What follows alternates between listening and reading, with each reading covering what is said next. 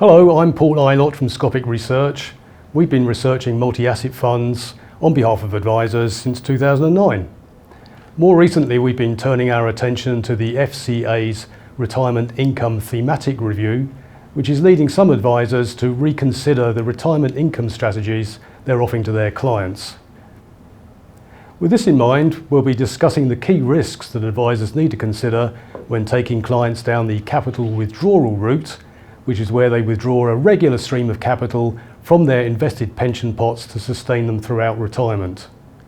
Then we're going to be looking at a small cohort of multi-asset income funds that derive a natural stream of income that aim to provide a predictable level of income throughout the year and then to grow that year after year. And this is an area that's been overlooked, I fear, in recent times. And then finally, we'll be exploring the practical implications of bringing this all together within an advisor's business. So I'm happy to say, to discuss all of this, I'm joined by Craig Rippe, Head of Multi-Asset at Canada Life Asset Management, and Jordan Sriharan, Senior Fund Manager at Canada Life Asset Management, who together manage the Diversified Monthly Income Fund, which neatly fits into the cohort that I described earlier. Great to see you as always, Craig and Jordan. You too, Paul.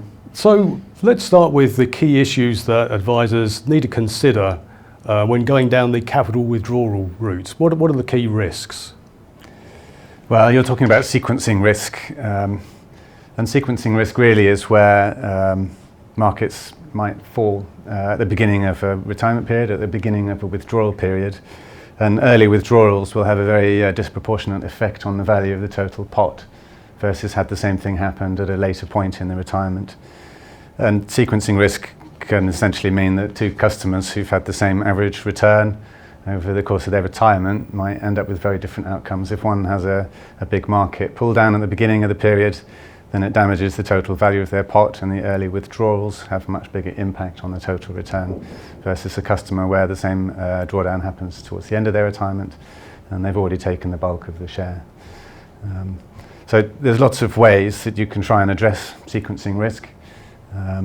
They've all got different fairly clever names, but if we make them up as we go along, you can have your fixed withdrawal rate, and this has got some pros and cons. With the fixed withdrawal rate, you can predict how much you're going to get every year, but this is very much prone to the problem of sequencing risk if you get an early market drawdown. You can move to a dynamic withdrawal rate, whereby if the markets are strong, you take out a higher capital withdrawal, or if markets are weaker, you can take out a lower withdrawal. However, customers or investors generally have got a fairly static spending habit, so this is going to create mismatches in your cash flow. Another solution is to try bucketing, which is where you set aside a number of years worth of withdrawals at the beginning of time, and you can use those to take out money if markets are weak. But really this is just moving the problem back in time. It's not really solving it, and furthermore you're potentially getting a fairly low investment return. If cash rates are low or if markets are strong, you're missing out on what might have been available by putting money into cash. You can also, of course, take an annuity, which is something that Canada Life is a very decent market player in. But if you take an annuity, of course, then it means you're guaranteed your return, but you're also guaranteed not to get a market rate if it should be better.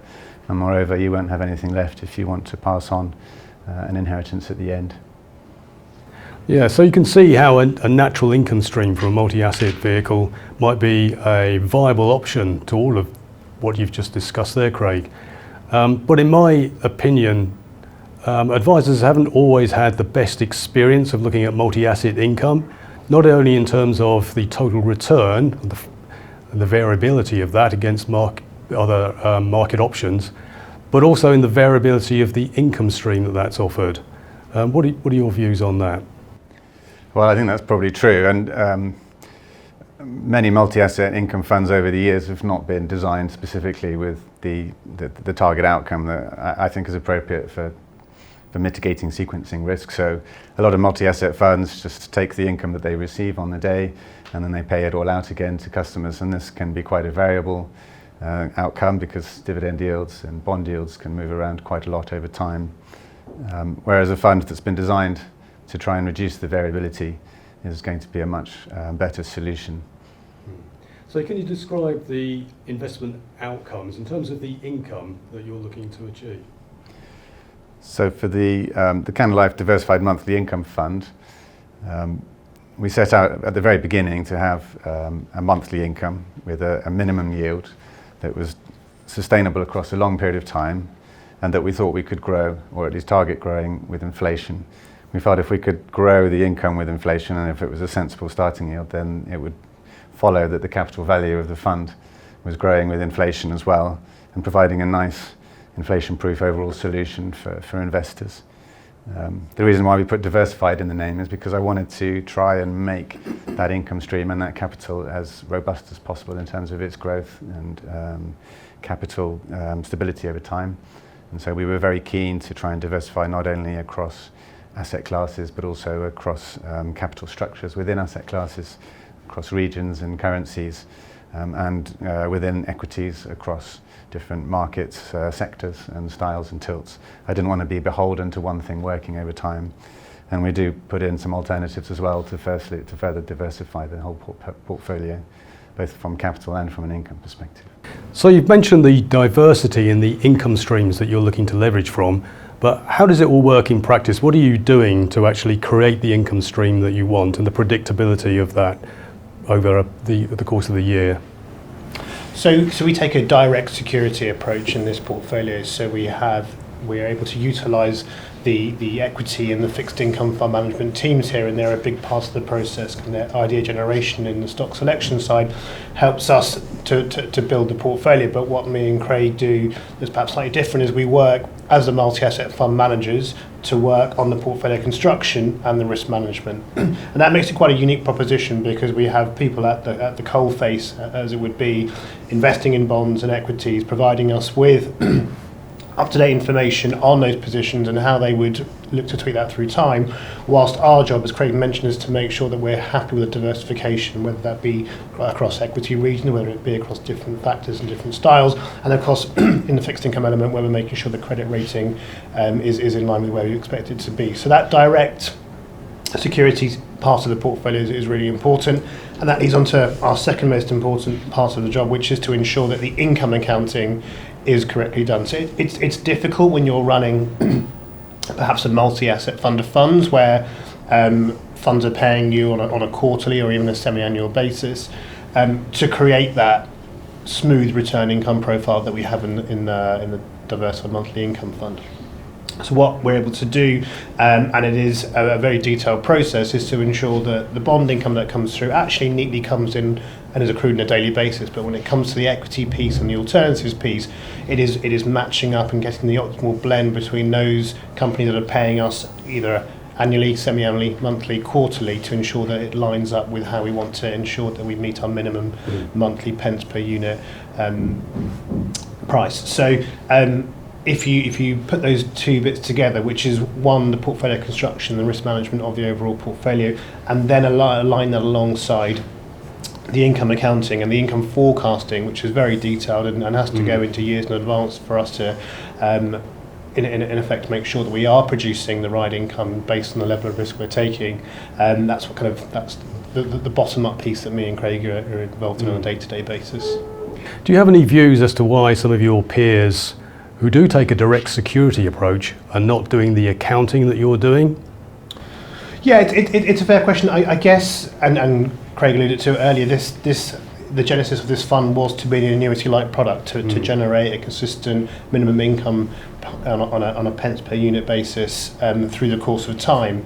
And so when you come in with that mindset of producing income first and then thinking perhaps about the total return element second, you are inherently focused throughout the course of every day, every month on ensuring that you're going to get that income profile you need. So in having that thought process, we then think about what does the end client look like, what does the income look like to the end client, and also how through the course of time can we raise that particular income in line with inflation over the course of over the fullness of time, because clients in retirement are going to want an income that keeps up with the cost of living in effect, and so that is another part of the jigsaw here, which is looking to increase the rate of the income that we pay each year in line with CPI from the previous year, so that clients are receiving a real income of sorts. And so I guess I wouldn't want to talk to peers, but I mean for us certainly with our kind of life insurance heritage, we have thought quite significantly about how we ensure that there is a stable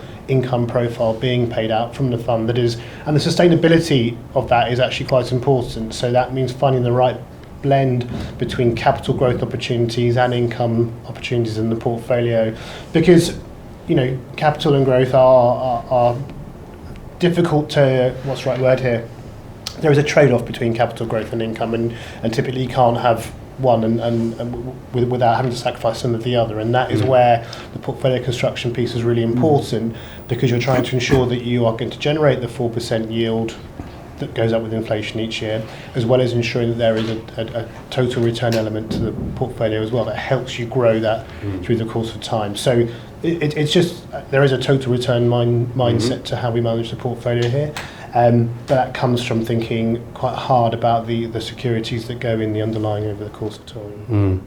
I think it's true to say that there are very few in this particular cohort that have actually designed their solution to provide that type of income stream and actually deliver it and have the accounting mindset that you have. How successful have you been in growing the income stream, and when is your strategy most likely to be tested? So since inception of the fund in 2019, the fund has grown its income on a pence per unit basis every year. In 2022 is a good example of when inflation, as we know, rose off the back of higher energy prices, and CPI was 10% over the course of the year. We were able to raise the income by 10% in that particular year. So we have we're stuck to our knitting in that respect. So when we think on a forward-looking basis as to under what circumstances the fund may struggle to deliver the income profile that it has thus far, we would be thinking about quite far left tail risks in the portfolio. If we were to return to a world of QE and yields at 1%, then the fund would have difficulties in achieving that in years to come. I mean, the fact is that inflation is structurally higher today than it is now, and so our expectations of us returning to a world of QE and very, very, very low interest rates are quite remote. But that would be one particular scenario where the fund might struggle in the medium term, were you to see government bond yields again at 0.5%, 1%. Yeah. Nonetheless, you did well during that environment that you've just described. Yes, I mean the fund did particularly well. I mean, I think where the fund has really had its success, it's been in rotating between. I mean, we describe it as where is the relative value opportunity in yield, and when the fund launched in 2019, 2020, gilt yields were virtually zero, and it was a couple of years before it rose higher in the aftermath of the pandemic. But the fund was able to lean on some of the equity dividend names in the portfolio to generate that income profile for the fund. And as we went through 22 and as yields rose alongside inflation, we were able to rotate a bit more into particularly shorter dated bonds where the yield opportunity was really strong. And so what the fund has done really well, in my opinion, over various mini cycles in the market, it's the ability to find where the relative value opportunity has been in yield and rotate into those ideas. And a good example more recently has been we've been looking at REITs and adding some money back into the UK REIT space, where they've had a good 3-year period of strong underperformance driven by lots of different factors, some of which have been long dated gilt yields, but they at this point have seemed to have kind of plateaued in that sort of pricing, and we think the opportunity is for highly covered dividends by larger market cap businesses that might be the next sort of journey in terms of generating yield in the portfolio. And it's thinking about how the market is in its various sub-cycles through time that allow us to navigate the shifting income landscape. So the income requirement has really provided some discipline for you to follow. It's a different mindset. Yeah. I think that's a fair point. When you're focused on income, you think differently about the world, because you cannot just rely on strong capital growth from lots of growthier businesses that are I mean, actually to that point we have had meaningful exposure to the US tech sector over time, and we've blended that with income ideas in the dividend space and particularly on the fixed income space to get to a point where it's kind of neatly blended the equity and bond piece together to generate the return profile you see today. I think in previous conversations we've spoken about a safe withdrawal rate. What are your views on that in the context of your fund? Yeah, there's been studies over the years, haven't there, about what is a safe withdrawal rate, and people have got various answers by looking at various time horizons and by looking at various markets, and the answer is that we don't think there's an obvious answer, except of course that the natural income rate is clearly a safe withdrawal rate. I mean, I know there's been studies, long-term studies in the US which have come up with 4%, there's been other studies in the UK that have come up with 3%. But really, if you want the portfolio to preserve its value without damage, then natural income is the way forward as far as we're concerned. Yeah. I think that speaks to the difficulty of relying upon future total returns and the volatility of total returns. Just changing the subject slightly and looking at yield, because there's often quite a lot of confusion as to what yield is actually telling you. Because I've spoken to advisors who assume that yield tells you what an individual client is receiving in terms of income, and that's not the case, is it? It's quite different from dividend income, and I wonder whether you could explain that. Well, there's of course the total yield of the portfolio, which is all of the dividend income plus all of the cash received from the bond portfolio, which is not the same as the redemption yield on the bonds. And if you add all of that up and then you take off any charges to income, and our charges go to capital, and then you pay it out. That is what the distribution will be, and the distribution divided by the share price, of course, will be the yield on the funds that the client is receiving. And for what it's worth, I mean, we've always targeted north of 4%. But at the beginning of every year, I assume that the markets are going to grow, so the portfolio is going to grow. So I can't just budget, or we can't just budget for a 4% earnings yield across the portfolio. For the next year, we budget an extra 10 or 15% more than that to allow for some capital growth and to allow for any problems with income generation. Touch wood, not that we've really had any. A couple of interesting times in 2020, as I think you suggested, which were easily resolved. So we're always looking to meaningfully exceed the 4%, so that when we get to the end of the year and look back, we're still well ahead of the 4% minimum that we've targeted at the beginning. I think our industry is obsessed with the volatility of total returns, as we mentioned just previously, whereas for retirees, maybe it's the volatility of the income stream, which is entirely different. And I wonder whether you had any thoughts on that. Well, I think it's very difficult for market participants, maybe less so for retirees, to close their eyes and just look at what lands in the income account every month. But if you can do that, and if you've got a well-designed portfolio, then yes, it should be a very comfortable journey. And I'm very conscious that phrase comfortable journey is one I use on the desk quite often, because if our investors are not getting a comfortable journey, even if they get to where we said they were going to get to, they have to still be in the vehicle when we get there. And so if you didn't give them a smooth enough ride, then you run the risk that they capitulate generally at the worst point and move into a lower risk solution. So yes, I think what you say is right, that the industry does obsess about it, but this is a solution that we've designed for a comfortable retirement, and so far, touch wood, we're delivering exactly what we said, and I think we've got every chance of continuing to do so.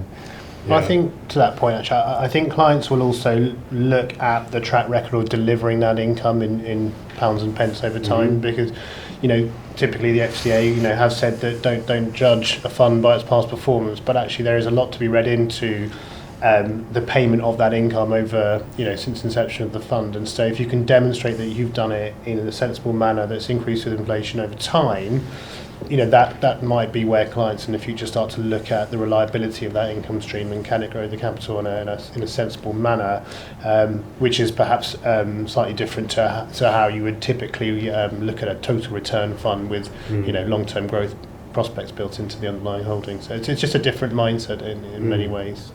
Yeah, I mean, to my mind, it does need something of a reset for advisors to look at natural income sources for a multi-asset income fund in retirement situations when they've been used to rolling their centralised investment propositions up to retirement and then taking capital withdrawals from that. So what do you think the advisors need to consider to make that change?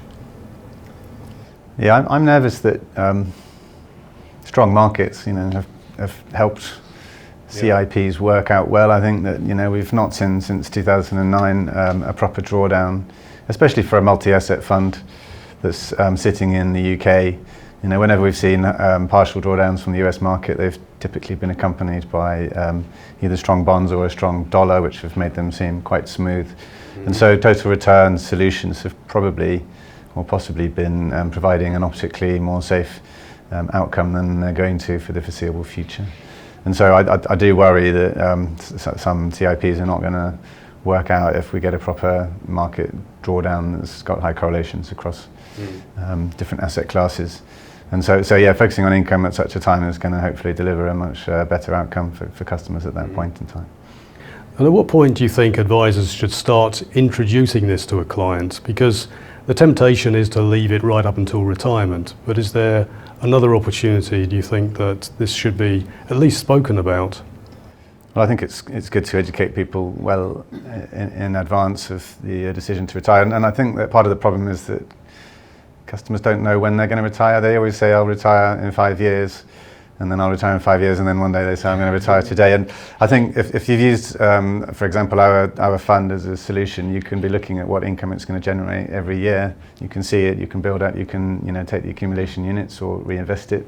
But as you're saving into it pre-retirement, you can build up a pot and see what investment income it's going to generate on the day that you do decide to retire. So I think for the right designed fund, there's no harm in using it in the years before retirement as a total return solution, as well as an income solution after retirement. I think that's key in being able to have that visibility of the income stream building up.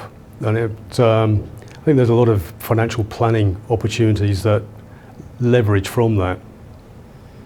I take great pride. It's a bit sad and nerdy of me, but in the 3 to 6 months before the beginning of the next financial year, when we roll the income forecast for another 12 months, and I look at it and I look at the portfolio, and I think we're absolutely going to be able to nudge that basic income up by inflation, and we're going to cover it, and I don't almost have to do a thing. We're obviously constantly making small adjustments, but when I see the next year's forecast is covered with little to do, I sort of think that any customer that saw that should be feeling quite comfortable as well. So to wrap up, we've discussed the key risks that advisors need to consider when taking clients down the capital withdrawal route. We've also looked at a small cohort of funds that derive a natural stream of income, and the diversified monthly income fund fits very neatly into that category. And we've also discussed some of the practical implications that you need to take into account when bringing this into your business as an advisor. I think this topic is going to be a continuing piece of work, not only for ourselves, but for the industry as a whole. And for our part, Scopic Research has produced a white paper, which will shortly be available on our website, that advisors can download. We also have video content on that small cohort of multi-asset income funds, which I'm glad to say the Diversified Monthly Income Fund is part of. And we also have a range of other retirement income materials for advisors to use. I'd also say Canada Life Asset Management also has its own materials that you might want to look at, and they've done a considerable amount of work in this space. So I think all that leaves me to say is to say a very big thank you for both Craig and Jordan for joining us today, and it's also a goodbye from me.